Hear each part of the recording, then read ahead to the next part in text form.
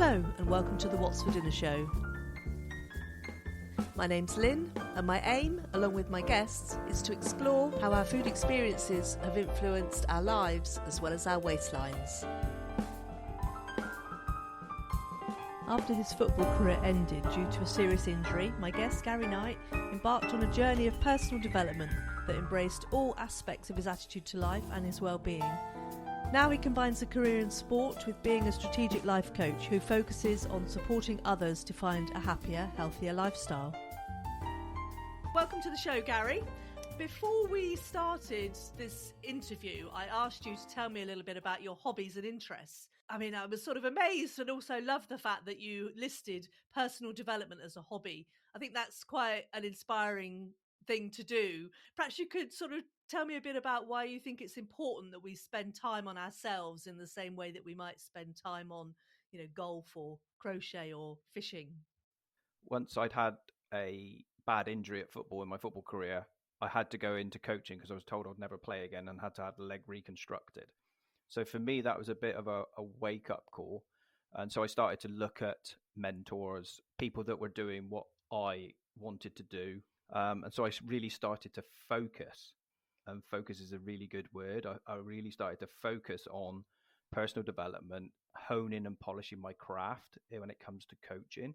So instead of just focusing on football coaching, I wanted to look at people that were in the life coaching industry or in business coaching and things like that. And just trying to glean from all of those different types of characters what helped them be the best version of themselves, and just studied that and just really became really intentional about bringing that into my life. And once I did that, it's amazing how the universe, or whatever you want to call it, creates a better life for yourself, in inverted commas, when actually it's just you taking time to focus on you. And I felt that was a good way to spend my time. Is it something to do with, the whole how you react to things? Yes, exactly that. Because obviously, we grow up and we're all different, we're all unique, but sometimes, groups of people can be labeled. And maybe I came from one of those groups of people. I came from a council house background. I came from a home that unfortunately was domestic abuse. I got stabbed when I was younger, trying to help other people on the council estate.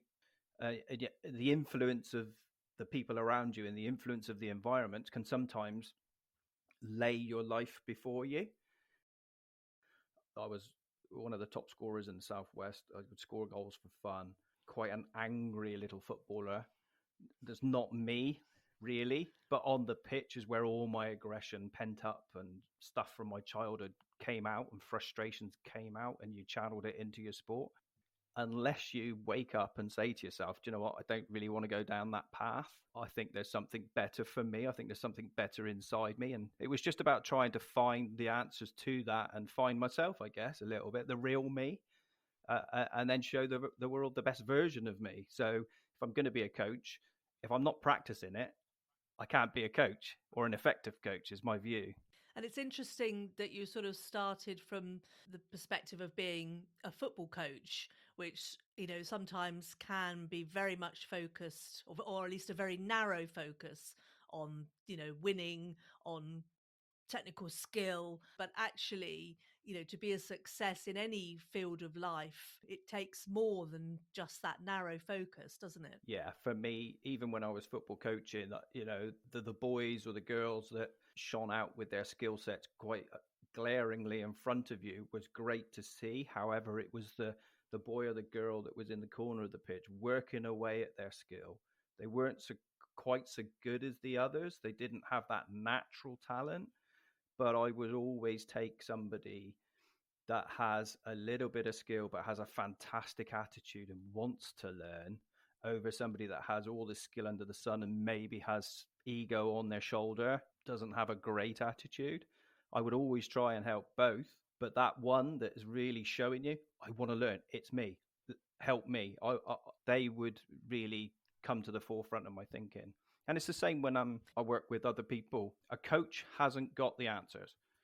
A coach has got some really good questions. They can show you the route map, but you have to be the one to implement it. What do you do on a sort of day-to-day basis to work on your own personal development? We're all human beings, so we fall off the wagon from time to time, and life gets hold of you from time to time. But intentionally, and that's the key word, and I use that word a lot, is intentionally. I always endeavor to wake up with gratitude, because if I've woken up, I might as well be grateful, because if I haven't got a problem anyway. That's the first step. I always, if my eyes open, thank you, I'm here, I have the opportunity to do good, I have the opportunity to be a nice person, those sorts of things. Practically, I have my goals that I would set at the end of each month. What do I need to do this month? How can I do it? Who do I need to speak to? Those sorts of things. I am always reading a book, not just specifically personal development books. There's Simon Sinek, Tony Robbins. Somebody introduced me to Tony Robbins, and I think it had a huge impact on the way I looked at myself and my life. I mean, he probably gets a lot of sort of bad press for one reason or another, being a sort of fairly loud kind of an American sort of character. I did one of his sort of free sort of courses over a period of 5 days, and it really made a difference. Obviously, I found him online. I didn't knew nothing of him, and there'll still be people on the planet that know nothing of him. But his principles and his strategies go way back to Milton Erickson in the US, who came up with human needs psychology. So I loved that so much that I enrolled and went and studied in Santa Barbara in America at the Robbins Madanes Institute, and qualified as my life coaching qualification is certified with those guys. So I spent 3 years studying that and putting that into practice. And it is fascinating that when you stop and look at yourself and start to analyze your belief mechanisms and where do these thoughts come from, and then you get a bit of a light bulb moment. It's amazing what you can go do. I mean, the power is within you. You just got to unleash it sometimes. And he does get a bad press because he's out there, he's American, and all of those sorts of things. It's what he does, and you can't knock what he does.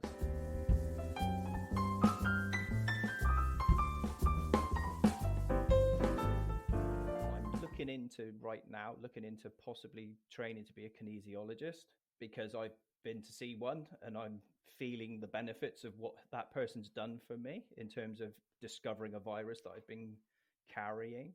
I mean, I don't know if you've been to see Andrew Pittman, is it, in Taunton? Jonathan. That's what he's called. Jonathan Pittman. Yeah, that's who I saw. That's who I saw. Yeah. I mean, like, just incredible. My husband goes to him regularly and swears by what he does. And I've been once, and again, I was amazed at how does that work? I don't know. Yeah. I mean, going to see Jonathan was eye-opening, because I had pericarditis when I was 40. So that attacks the lining of the heart. It's a viral infection, but the doctors never told me what virus it was. It was just 6 months rest, and I literally couldn't move and all those sorts of things. Jonathan did the investigation and found it's Epstein-Barr virus, which is a really nasty little thing. Did muscle testing, and how he knows what's going on in there, I have no idea, but I'm going to look into it. The other thing that I'm interested in, because I know you've said you've got some digestive issues, and I think you're allergic to dairy. So, I mean, how does what you eat on a day-to-day basis sort of fit in with your philosophy of personal development? Is it something that you take seriously? Very seriously. And again, it's when your eyes are open to things. Being open is really important, I think, because we can become closed off. With me, it was discovered I had a little bit of a scare around cancer, so I had to have some investigations inside, and it turns out that I've got precancerous stuff and something called diverticulitis. Isn't that sometimes brought on by a lack of fiber in the diet? They can say it's a lack of fiber, yeah, which I didn't quite understand when they told me I had that, because I have quite a good, healthy, I thought, fibrous diet.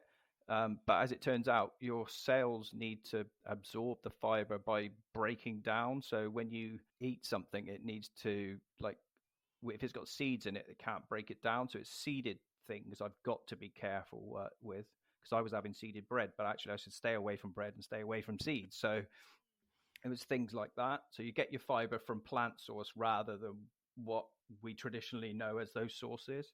A meal now is veg loaded. lots of color, rainbows, colors, beetroots. Even if we're having hot food, I'll have beetroot in there, and the dairy certainly flares that up. So I stopped taking milk and went to lactose free. I still have milk in my drink. I have a cup of tea and a cup of coffee, but I cut right back on those sorts of things. So when did you find out that you were allergic to dairy products?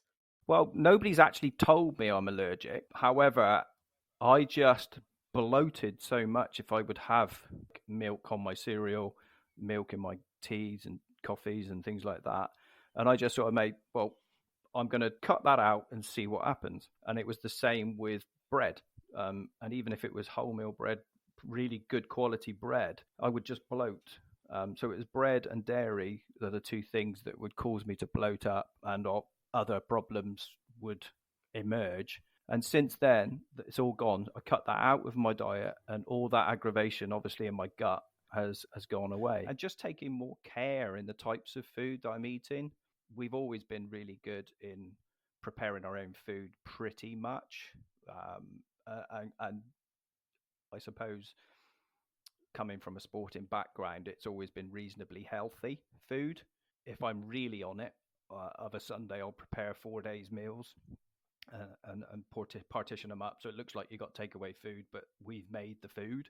So we've all got something to grab.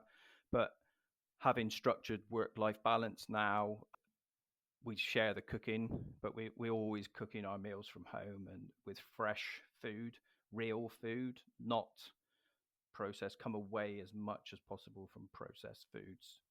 I think cooking and preparing meals using colour is an excellent way of just going about it, really. I think if you can have different colours on the plate and just focus on that, you're halfway there, really, if not more than halfway. Yeah, for sure, because people get caught up in that being healthy is boring. You can't eat what you want, but actually if you make something with color and put flavor into it as well, it's a wonderful meal. So where did you learn to cook? Self-taught. I don't cook any flamboyant, but I will just make it up as I go along and hope it tastes nice, and if it does, then I'll do it again, and then that process repeats itself with different types of foods. So you're someone who can just open the fridge door and go, okay, well, I'll just put that and that and that together and put a bit of this on it. And yeah, it's definitely resourcing what we've got in the house, especially if we haven't been for a shop, but we need to eat. I'll see what we've got and I'll come up with something. We tend to now go and shop fresh foods every 3 days. So we've got lots of salad, lots of vegetables and things that we can cook with. We don't have a lot of meat, but we'll eat chicken, we'll eat turkey.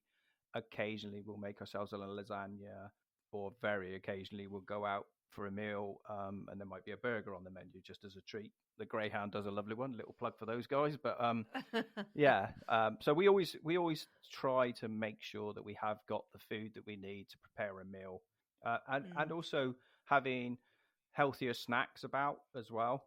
When you're getting that little bit of a carb coma or a sugar dip, you don't reach for the sugary stuff and the biscuits and all those sorts of things. I'm not saying don't have them, but don't have too much of them. So what's your sort of go-to healthy snack at the moment? So for me, it would be just some hummus and a cracker. Some of those, a handful of crackers and some hummus, a dip, and just have that. Because the cracker, when you put it into your mouth, it starts out as a carbohydrate, but turns sugar as it dissolves. So you're getting that sort of sugary hit to your body, but it is a carbohydrate when it's going in, and obviously hummus is chickpea, so it's fairly healthy. There's a bit of fat in it, obviously, but good fat. Do you not find, though, that you could eat 20 of those in a go? And then it becomes slightly less healthy. You can fall into that trap, but then I suppose there seems to be a bit of self-discipline. Not too much fruit, because obviously the natural sugars are in there. Should always be going more vegetable if you can. And then if I'm having a cup of tea, I'll have a biscuit.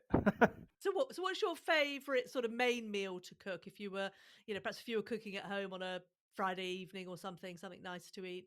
I would probably do off a chicken breast, dice it down, pop it in with some onions, garlic, load it up with courgettes, peppers, mushrooms, and just a stir-fry dish on that, and maybe some coriander rice. Coriander's really good to get into your diet if you're not having it, because with our environmental stuff that's going on around us, it breaks down heavy metals. So even if you've been for an X-ray for 2 weeks, try and eat coriander because that will break down the heavy metals that's been absorbed into your body. You know, the old phrase that you hear bandied around, we are what we eat, and our cells rely on what we're putting in to function properly as a structure. So it's fascinating. Yeah. Gut health is so important. What's going on in our gut, it has such an influence on everything else that goes on in the body. Yeah, I mean, it's certainly a huge topic nowadays, isn't it? It seems to be something that's really coming to the fore, both in terms of your sort of physical health and your mental health, all begins in the gut. And it's kind of incredible, really, that that wasn't something that was sort of front and center before, because obviously, that's where it's all going, isn't it? That's right. Yeah.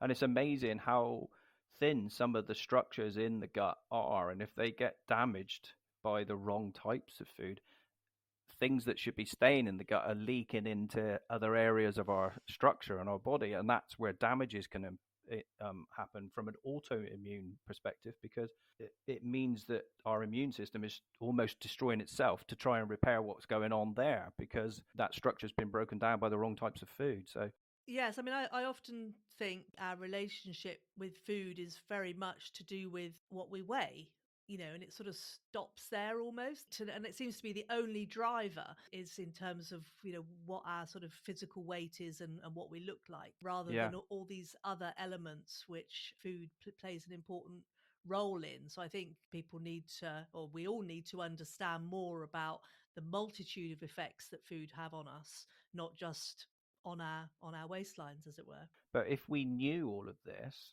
from a younger age, maybe we wouldn't be so caught up in that societal thing about what we look like Mm. and what we weigh and those sorts of things. Yeah, yeah, Each body's different as well. yeah. Absolutely, your sort of body shape and how your body responds to food. It's a very individual thing, isn't it? Yeah. There's not a sort of one size fits all, really.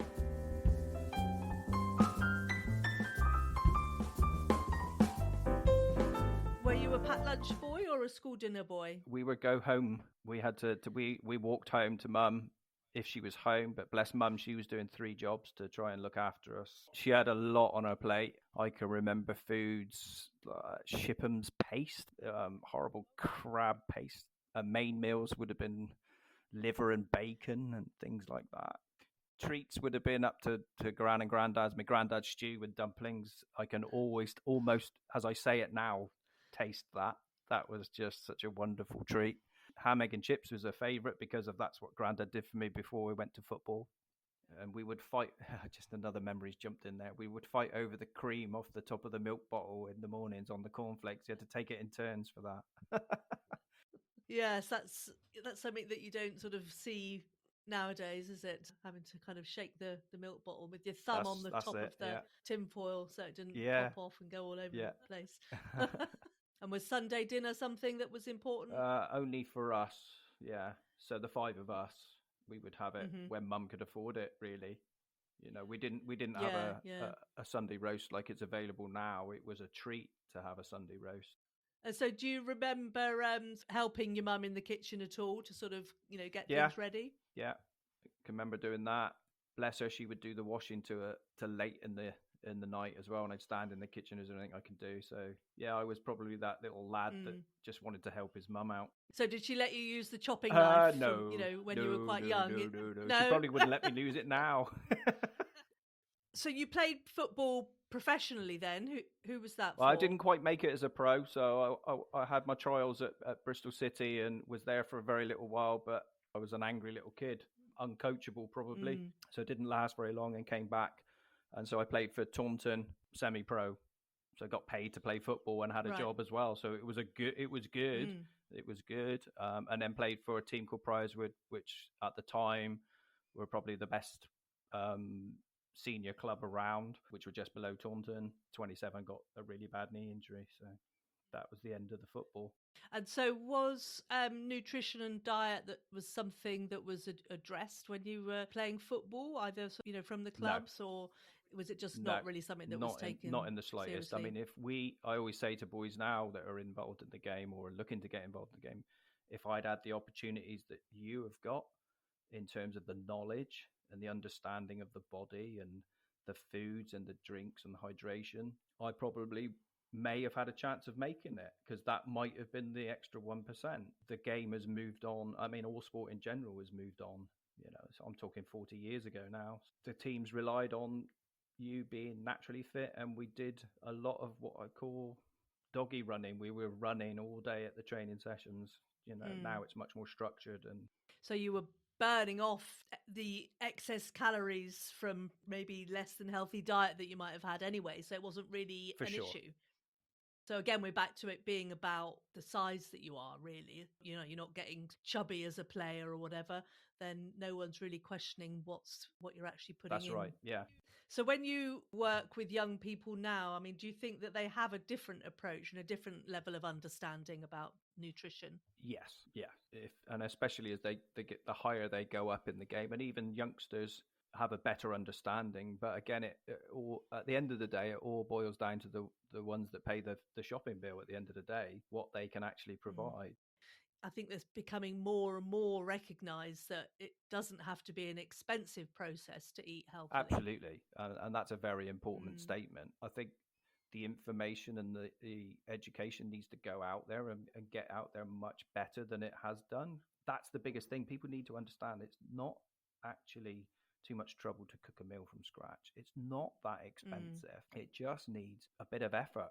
And that's what we come away from with the way our society is set up. It's fast paced, isn't it? We have to be doing this. We have to be. Sometimes you haven't even got time to consume your food because you've got to do something. Yeah.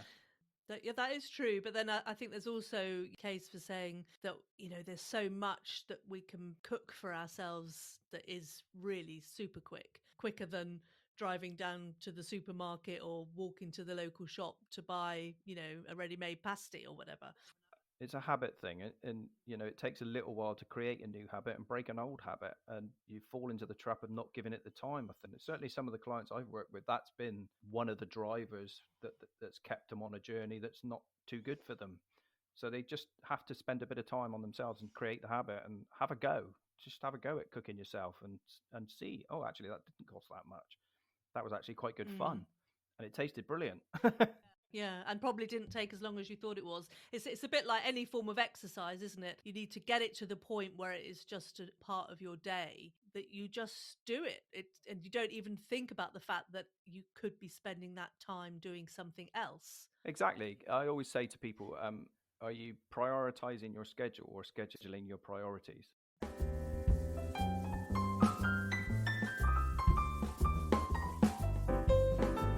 Just a quick chat with you about COVID, because I mean that's really how I got to know your wife.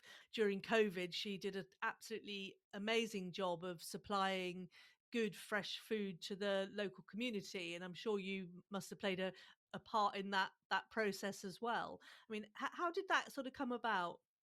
Okay, so as we all knew, COVID came out of nowhere, and how it affected us with being locked down and the shops running out, and what was the real driver at the right at the start was, in our little lane we've got some consultants and some doctors, and they said that they were on late shift, went to the supermarket and couldn't get any fresh fruit and veg.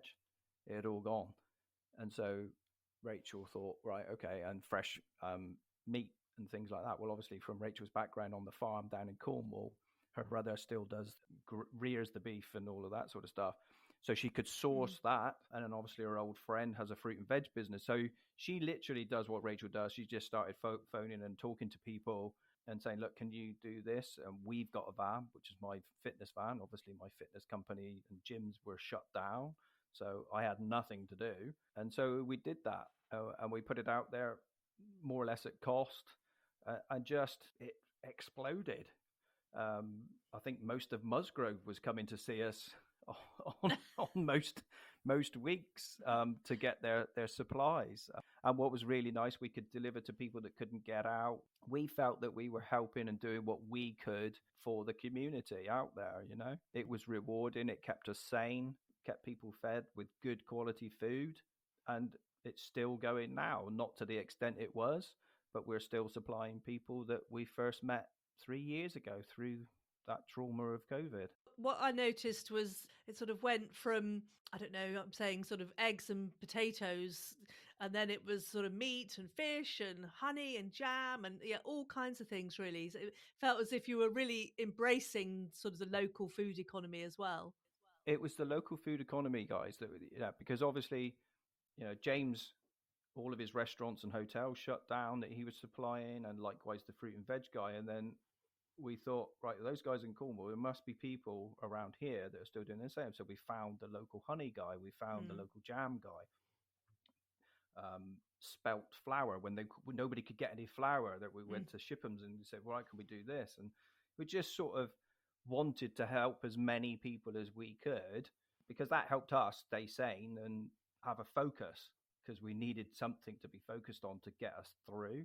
We, like many other people, our businesses were all shut down, our B&B was shut down, so we could get by as well. Okay, Gary, it's been lovely talking to you, and I think your philosophy and your approach is spot on, and hope inspires some more people to take a look at how they're living their lives and give themselves the time that they need to, as you said, be the best version of themselves. Oh, for sure. I mean, that's what I did, and that's why I'm so passionate about championing it for other people, because I know the effects it's had on me and my health. Yeah, good. Thanks very much. Thanks for talking to me. Thanks, Lynn. It's been wonderful. Thanks for listening. Before I go, just a little reminder that if you enjoyed the show, please tell your friends. You can share an episode from your podcast player or from my website, or you can easily share one of my social media posts on Instagram or Facebook. If you're kind enough to share an episode, I will give you a personal shout out on the show to say thank you. What more could you ask for? Thanks in advance for helping me spread the word about my podcast. Bye. Thank you to Rick Simmons from the Content Podcast for his help and advice, and thank you to Pixel Bay for the music.